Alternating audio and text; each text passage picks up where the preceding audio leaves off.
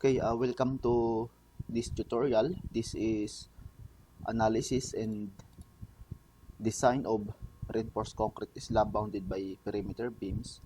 So this is a load distribution method.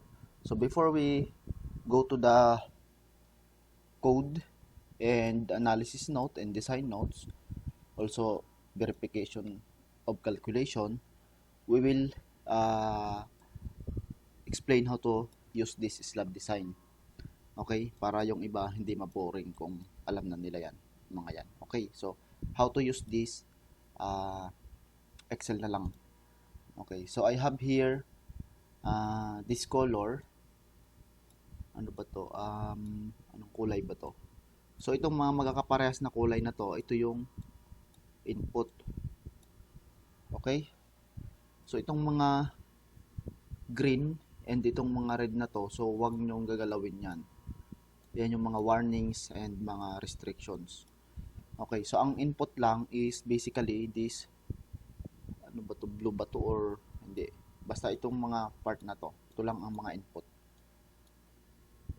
I don't know this color.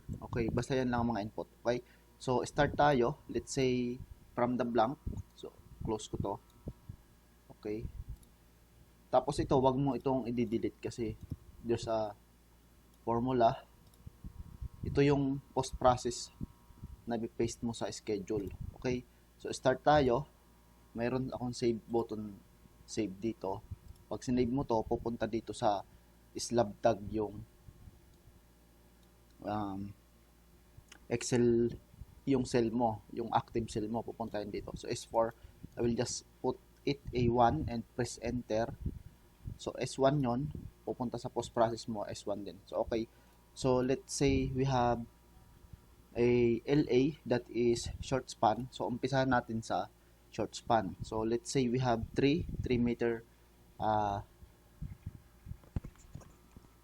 length short span. So, 3 and yung long span mo, of course, para maging one way, so we'll have let's say 6 or more than 6. So the ratio of short and long is 0.5, so that is one way. So greater than equal to 0.5 is one way slab. So meaning the distribution, one way distribution, I mean. Okay, so mamaya ko na i-discuss yun with the drawings. So alam naman natin na yan, one way and two way. So that is alam ng third year college yan. Okay. Then we have here F prime of C, that is let's say 3,000 PSI. So that is in PSI. Ayan. So 3,000 yan. Then naka-display lang dito yung equivalent na megapascal. Ito kasi ang ginagamit sa calculation ito.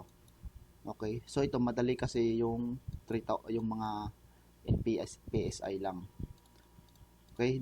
Then wala tong drop down list kasi anything you want dito pwede. Kung meron kang nag-i-investigate ka, for example, actual F prime of C from the concrete cylinder test, so you can input it here. Okay, dito sa grade naman, FY grade, we have here grade 33, grade 40, and grade 60. Let's say we have grade 40. So 3/6 ito, madalang naman yung grade 60 dyan. So, okay naman yung grade 40 dyan. We have here a unit weight of concrete that is equivalent to 24, that is 9.81 times 2.4 specific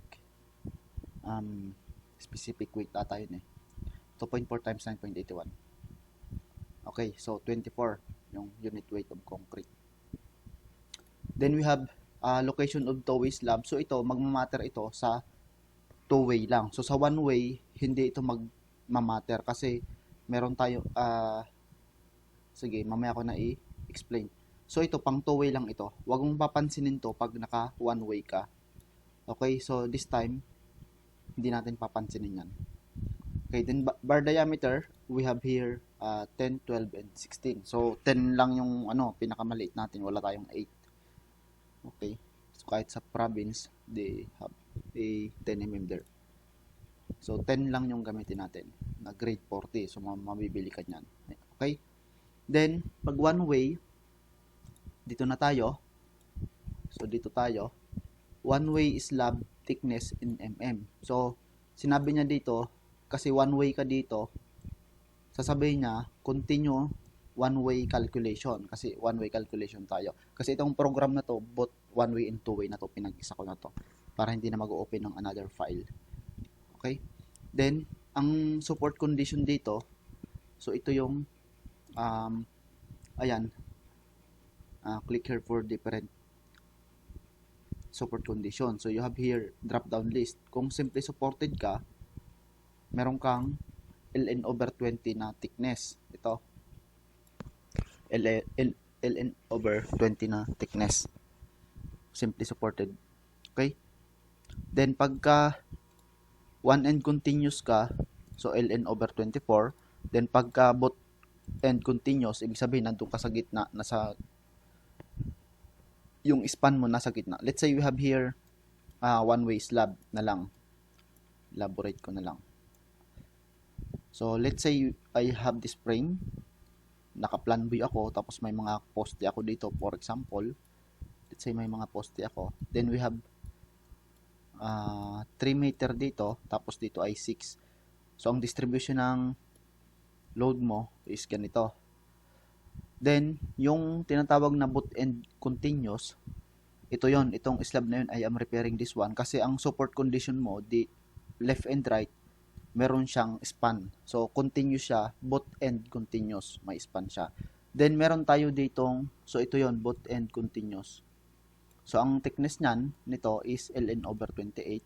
Then, yung one end continuous, meaning, ito yung one end continuous, itong span naman na to, kasi yung isa, continuous, yung isa, terminated. So, this is the one end continuous. Okay? Yan.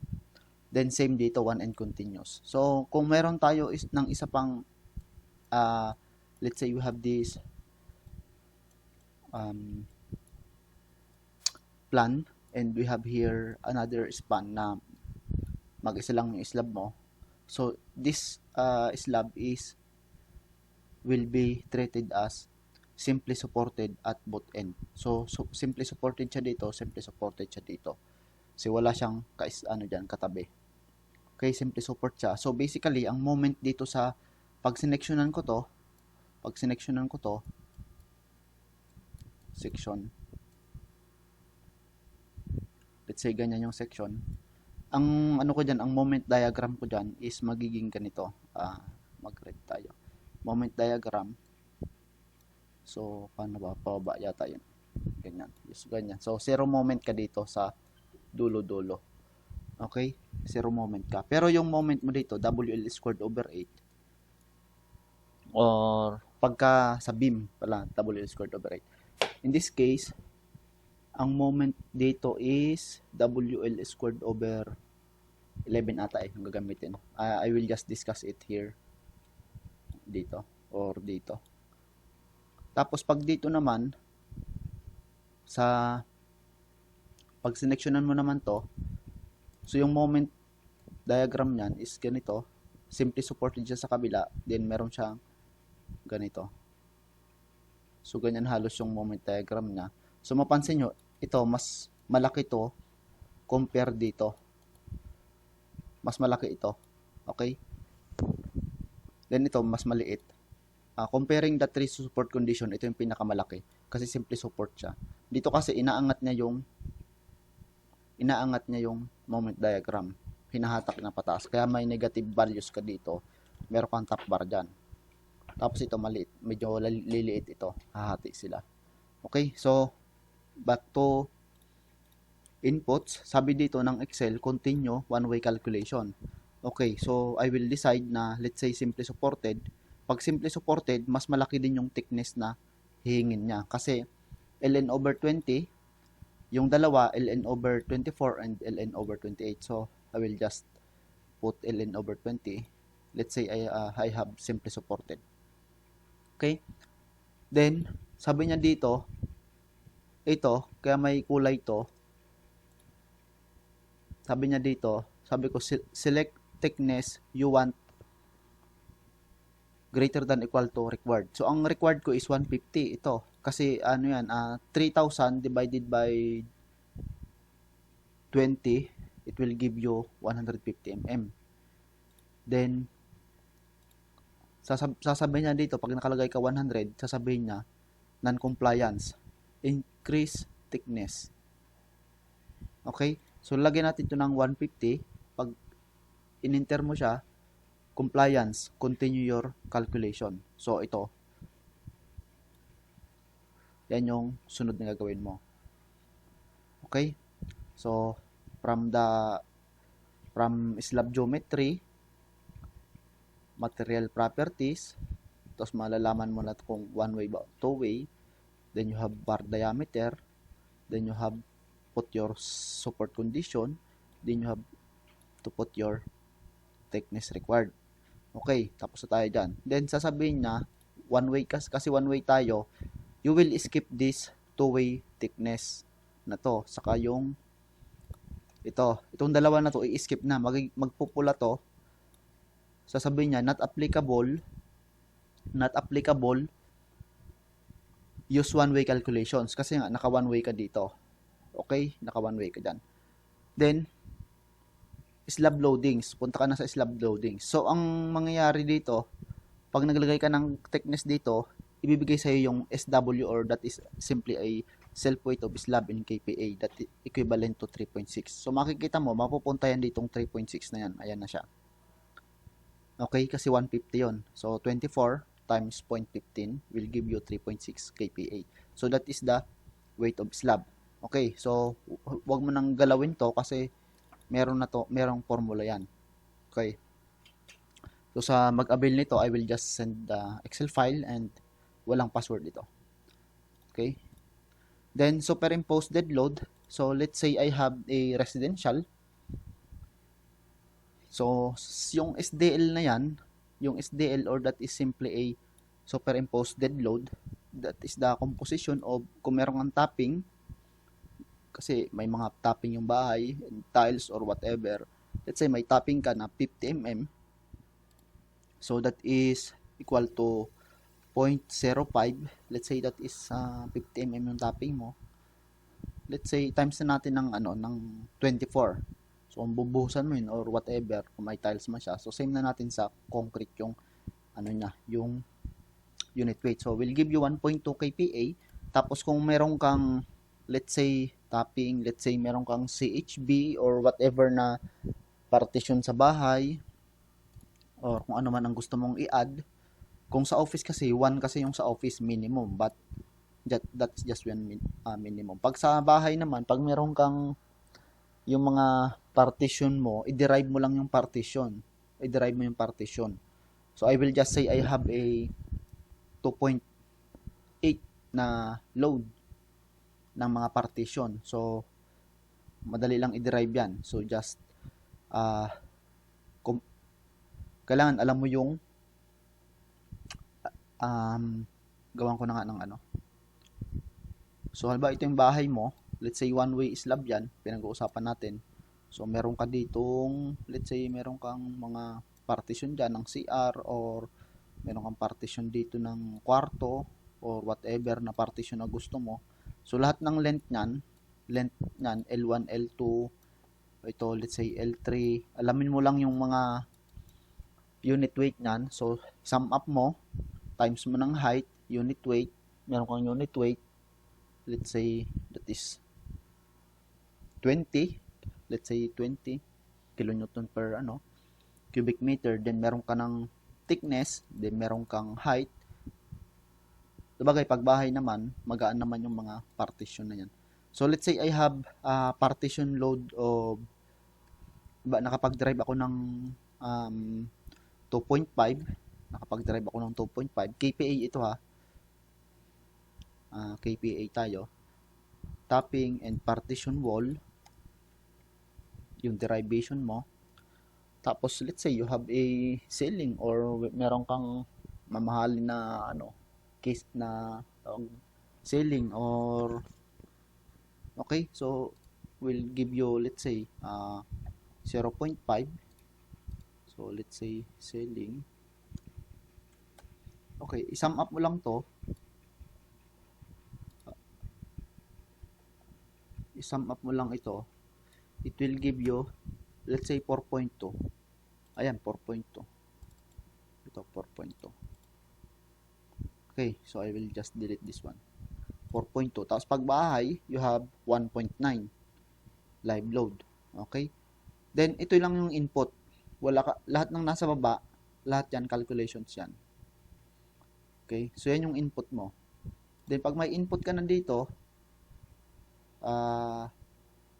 lalabas na agad dito yung sagot. Ito na yon. So, meron kang thickness. Ito kasi may formula to eh. Itong mga to, ayan. May formula. Nakalink lang yan. Okay. Then, meron kang S1 or slab design tag mo, S1. Meron kang thickness na 150. Meron kang 110 mm. Then, top bar and bottom bar, meron ka. So, top bar mo, 200 ang spacing. Spacing ito, spacing. So, ibig sabihin yan, 10 mm at 200. So, yun yung top bar mo. Tapos, meron kang bottom bar sa mid span na 200. Then, you have a long span na reinforcement. This is basically will give you a minimum spacing and minimum reinforcement or temperature bars. So, ang kukumputin lang talaga dito, i-save ko na, save. Let's say I save this one, then I will just copy. Tapos, i-click ko dito, post, tapos save ako. Okay, so yan na yung ano ko, yan na yung schedule ko, one way. So, mapapansin nyo, meron akong top bar. So, meron akong top bar dito, meron akong bottom bar.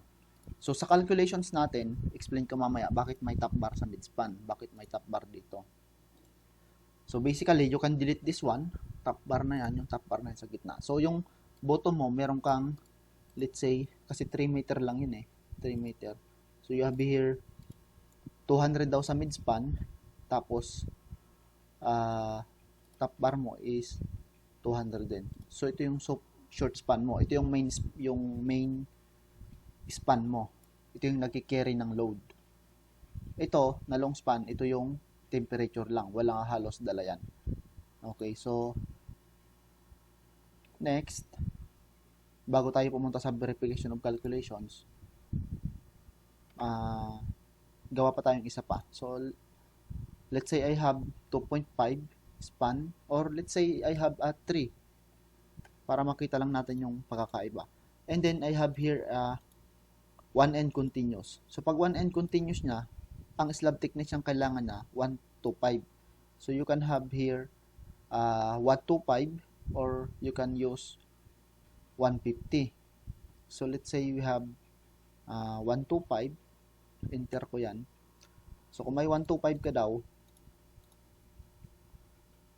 na thickness, ito na yung magiging bakal mo naman. So may 175 ka, 175, then ito naman is yung ano lang to, hold bars or temperature bars. Okay, so pag yan yung 1N continuous. So kakapi ko, wait lang, gawin ko is S2. So S2 siya, tapos enter, tapos i-copy ko yung schedule, then dito, select ko to, ito, then post ko yan, tapos save ko. Then for example, I have here S3, enter ko yan, tapos puntahan ko yung, for example, nasa boot and continuous ako, so 107, let's say 125 din ang ano niya. Then meron akong schedule na to. So S3 175, 175. So halos same siya doon. Then post ko siya diyan. Ito na. Okay, so save ko siya. Let's say yan na yung one way natin. One way. So 3x6 lang yan. Then punta tayo sa two way. So two way. So yung iba, yung basic na ano kasi, pagka mga one way, wala na halos, or yung iba, ang design ng iba, ganito, or yung mga dating design. Let's say, punta ako sa S1, ang design talaga nito is, ang i-design mo lang dyan, ito sa negative moment, ito naman sa positive moment. Tapos, halos lahat ng mga yan ay mga temperature bars na. Ito, temperature bars. Kaya, pwede mong tanggalin to. Ganyan lang ang design talaga ng one way. Ito lang talaga yan. Dinagdag lang tong iba na to, mga temperature yan, yung nasa bottom. So, pero, ang ano kasi dyan, I will just show the verification of calculations na lang dito. Meron ditong mga sample. Okay? So, let's say we have S4. Let's say we have S4. We'll go to two-way slab. So, let's say we have 4 by 6. So, 4 by 6. So, sabihin dito, two-way. Okay. Actual, and also may warning pala dito. Itong warning na to, pag yung mga spacing mo less than 75 mm, it will show you a warning. Sasabihin niya, increase FY or diameter. Okay, tapos yung thickness, naglagay lang din ako dito ng isang warning sa thickness kasi you have to comply the thickness first. Okay, so balik tayo sa two-way. So I have short span of 4 and long span of 6. Then I have 3,000 and grade 40. Then 24. Then ito, pag sa two-way naman, let's say I am in a exterior. Let's say exterior side. So ano kasi to? Itong load distribution method kasi hindi to same sa moment distribution method na meron siyang 8 difference of 8 different support condition. So ito kasi halos generalized siya. So ito lang, dinagdag ko lang tong exterior and interior kasi ang factor sa exterior is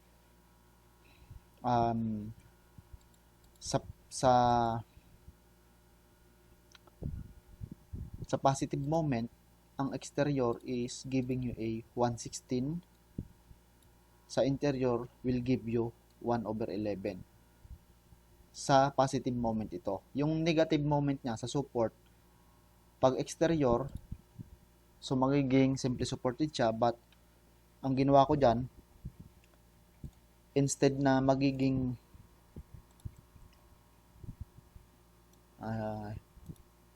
back to load distribution method. Sorry, ito palang two-way slab na to. Inano ko lang to. Nilagay ko lang ito dito kasi sa load distribution method, nilalagay na 111 and 116. Okay? So pagka exterior ka, you will just put here exterior. I-explain ko na ito dun sa verification na lang. Okay? So ito is more on inputs lang ito. So 10 mm.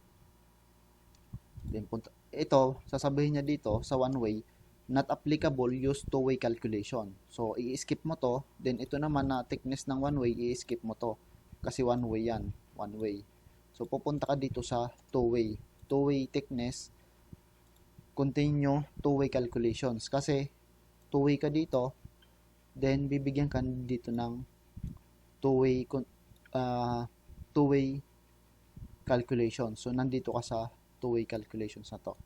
Okay, so you have here thickness na perimeter over 180. Ito yung required niya, perimeter over 180. Kahit sa mga lumang code and mga lumang libro, that is simply perimeter over 180. Pero naglagay ako ditong 1.1 times perimeter over 180. So it's up to you if you want perimeter over 180 or 1.1 perimeter over 180. So this I have technical explanation dito. Basically yung perimeter over 180 is yung value niya is marami nang na-design niya na yung formula na yan. So it's up to you. Ako gusto ko lang medyo mataas kasi I have, like what I say, I have a technical explanation. So it will give you 122.22 pagka perimeter over 180 times 1.1, meaning I increase the thickness, required thickness by 10%. Okay, so I will input, let's say I can input 125, pasok pa siya. Ito, sasabihin niya dito, compliance, ayan. Sabi niya, compliance, kasi 122 yung ano mo required mo and then yung you give 125. Okay, so that is compliance. Then, ang self weight niyan is ito, 3 kPa kasi 0.125 times 24. Ayan, okay? Then, you have the same, let's say you have the same loadings.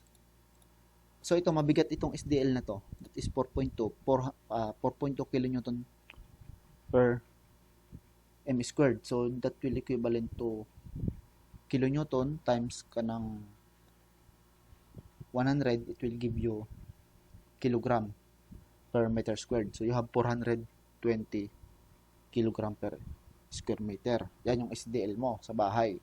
Pero makikita mo sa bahay, parang hindi naman ganun kalaki yung loads. But when you, it's up to you. You have to compute your own SDL. Okay? So, ito lang, nilagay ko lang ito kasi, let's say I have a CHB, I have a partitions. Pero kung mga light partitions, hindi aabot yan. Mga 2.5 lang yan to. 2.5 to 3. Okay? Then, I have a live load. This is 1.9. Then, I will go to post-process. Nandito na ako agad sa post-process. Ito na yung binigay niya sa akin. S4, 125, 10. Tapos may top bar ako na 100. Tapos bottom bar sa short span. Then sa long span ko, I have 250, 250. So itong mga spacing na ini-specify ko, ito yung may mga loaded ng flexural moment. Itong iba na to, this is just for temperature. Kaya you can remove this one. Itong mga naka-encircle na yan na mini-mention ko kanina pa. Same sa one-way slab. So, but, ang ano ko dito, ang sinasabi ko, I have a support. So, it means left and right. This is your spacing and this is your bar diameter. So, I don't have any continuous, discontinuous, whatever. Hindi na. Para I want to just make it simple. Okay? So, I have a support, left or right. Then, I have mid-span. This is the bottom bar at mid-span. So, makikita mo, pag i-imagine mo to, or if you want to do a cutting list, you have bottom bar, unang-una mong install. So, meaning, from beam to beam, you have 10 mm at 300. Dire-diretso yon, beam to beam yon, along sa short span. I am referring to this, let's say, this is short span, this is long span. So, yung short span na yan, ito yan, yung pula. Short span. Yan. Let's say, bottom bar yan. So, may nakaganon sa dulo ng beam. So, meron kang short span na 300. We are dealing with the bottom bar. So, short span yan. 300 daw yan. Ito yan, yung bottom bar na to, 300. Tapos, sa mid span mo daw, meron kang 100. So, yung 100 na yan, ibig sabihin, let's say I have a blue. So, para maging, yung mid span mo, para maging 100 yan, ibig sabihin, may dalawa ka dyan. Yan yung latag mo sa site. Mapapansin mo, medyo mabakal tong kasi medyo malaki din to. 4x6 ito. 4x6 panel. Tapos ang load mo 4.2. Yan, medyo malaki yan. Okay? Kaya meron ka nitong 10 mm at 100. So ito, kung 300 yan, so you have here a 100 spacing. Okay, dalawa. Tapos yan yung bottom bar mo. So hindi ko na kumpletuhin yan Then I have a long span. So, ito yung long span mo. So, let's say we have dito bottom bar ang diniscuss natin, ang nasa drawing bottom bar. So, let's say we have bottom bar naman dito. Nilalatag muna natin yung bottom bar sa sa forma. Let's say may forma ka na dyan. Let's say I have a green color. So sabi daw, meron kang sa midspan, meron kang 250. Tapos meron kang sa support, meron kang 300. So pangit naman na sa support mo 300, sa gitna 250. So ang ginagawa ng mga nagka-cutting list diyan, pag ganyan, yung 250, dinidire-diretso na nila yan. 259 all over support and midspan. Yan. So hindi na to masusunod na 250 sa 300 sa support dito. Ito yung support eh. So same nun yan doon kasi 50 mm lang naman eh. Puputulin mo pa, alanganin yung spacing. So we'll leave it to the cutting list or to the contractor to do that one, okay? So yan yung latag ng bottom bar. Okay? Then sa top bar naman, ilatag natin yung top bar. Nasa S4 pa rin tayo. So I have a red color again. So let's imagine that's a straight. So sa top bar mo na support, you have 10 mm at 100. Then sa midspan, you can delete this one. Okay, sa short span, let's say this is the short span, this is the long span. So let's say we have color blue. So ito yan, 10 mm at 100 yan. Let's say 10 mm at 100. Yan. All throughout yan. Okay? So ibig sabihin, all throughout, lahat yan, lahat ito, meron to, meron. Yan, meron yan. Okay? Then sa kabila, ganun din. So kung meron ka ditong another, kung meron ka ditong another span, so itutuloy mo na lang to L over 4. L over 4. Yan. Sorry. Okay? So, meron lang akong top bar dito kasi let's say you have roof deck or whatever. Yung iba kasi hindi gumagamit ng top bar. So, ito yung ganito yung latag nila. And then, sa long span naman, 250. Yung sa support mo, 250 daw. Tapos, yung midspan na nakalagay ko, 300. So, you can delete this one. It's up to you kasi actually, hindi naman to kailangan pag sa makikita nyo sa verification of calculations and sa mga engineer na mga, let's say, yung mga matatagal lang nagpa-practice, so hindi sila naglalagay ng top bar sa midspan. Okay? But, yung top bar sa midspan kasi nakakatulong yan sa long-term deflection if you check the long-term deflection. So, ito naman sa long span, ito naman yung top bar ko na naka, let's say, 250. Yan. So, hindi lang naka-scale yung drawing ko. 4x6. Okay, so ganito yung latag. Ngayon, yung top bar kasi, ako kasi pag nagdi-design, nilagyan kong top bar. But, in case, nagpa-check sa'yo ng cutting list or ano, pero susundin kasi nila yung yung design mo. Yung top bar kasi nakakatulong yan sa shrinkage and cracking. So, it's up to you if you want to put top bar at midspan dito sa part na to. So, pag nasa roof deck ako, kasi mainit, direct to sunlight, I will put top bar there. Let's say, I have, i-diretso ko na to pag yung mga nasa taas. Kasi magka-crack yan pag walang top bar Kasi, ang nangyayari kasi, kung ito yung section ng slab mo, yung temperature bar mo kasi nasa gitna.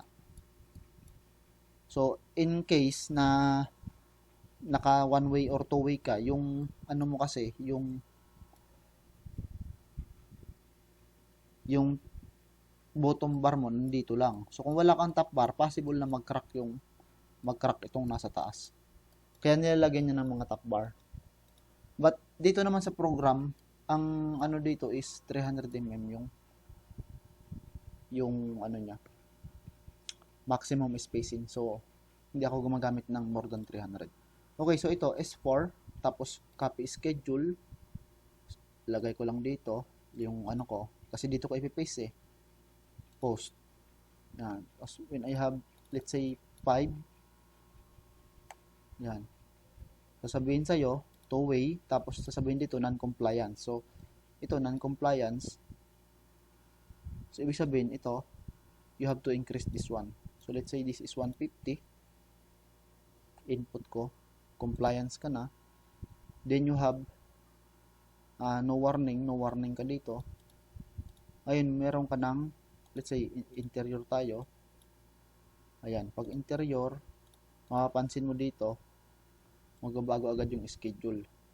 So, pag naka-interior ka, 150 ito. Pag in-exterior mo yan, so you have 100. Okay, so, ngayon, let's say that is S5. Enter. So, S5, copy schedule. Tapos, click ako dito. Post, tapos save ko. Okay, so ganun lang kabilis yung ano, yung design na to. Ngayon, kung gusto mo tanggalin yung top bar, you can delete this one. Pero yung bottom bar kasi, pangit naman hindi naman, laging at any section kasi, kaya meron akong mga top bar kasi at any section, you have to have a temperature bars. Okay?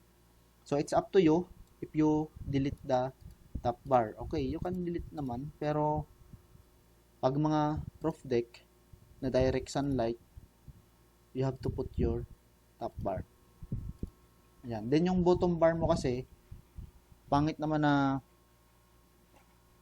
ang bakal mo lang na dun lang sa midspan. So, kailangan all throughout na bottom meron ka. So, kahit ito, 300, let's say 300, ito, yung bottom mo. Tapos may extra ka. Okay? So, verification natin. Ito yung verification yan. Ito, makukuha naman to ng nag-avail nitong Excel na to. So, sundan nyo na lang to. Madali lang sundan to. Lang to. Explanatory. So, ang ginagawa dito sa na to, ito yung computed 10 at 260 ang ginamit niya 10 at 250. So, mapapansin nyo kahit dito sa gumawa ng libro na to, wala siyang top bar dito. Pero meron siyang bottom bar all throughout. And then, ito naman yung yung pag-compute niya. Sa one way pala, sa one way, makikita mo dito, ang nilagay niya is 5, ang S-max niya, 5T, or that is, or 450, ang S-max. But ako, ang ginagawa ko sa totoong design talaga, 300 lang ang maximum ko. Hindi ako nagbabakal ng 450. Also, makikita mo, 5T yung minimum. Then, dito naman, sa two-way, this is the two-way slab.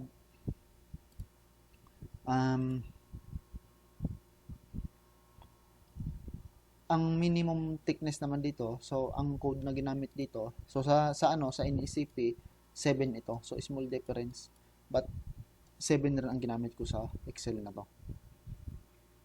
Then sa two-way, ang S-max niya, mapapansin mo, gumagamit siya dito ng 2T, pero sa ibang mga libro and sa that is 3T.